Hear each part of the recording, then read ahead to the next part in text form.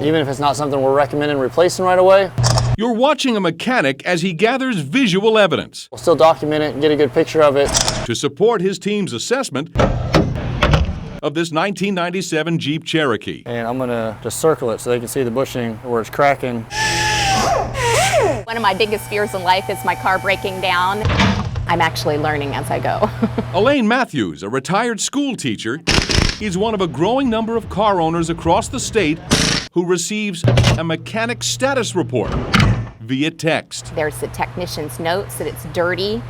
The report includes photographs, a written explanation, You can see there's a little bit of oil leak in there. and a basic color code. My car is in overall good health. Think of it as a report card from red to green. Everything's looking green until I get down to power steering fluid. You don't have to be a computer person to understand this. You don't have to be a car person to understand this.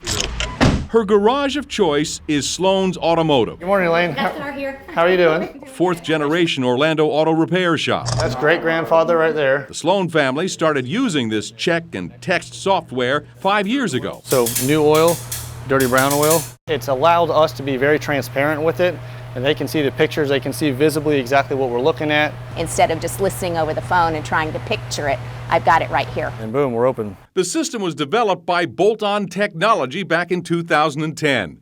At last count, there are more than 6,000 service stations in the U.S. using the system, with more than 30 here in Central Florida. It gives everybody on our end and the customers end peace of mind. It builds trust, doesn't it? A lot of trust.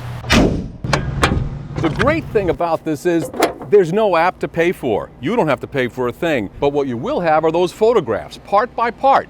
So you can decide, do I really need that repair or can it wait? Getting results, Mike Hofeld, News 6.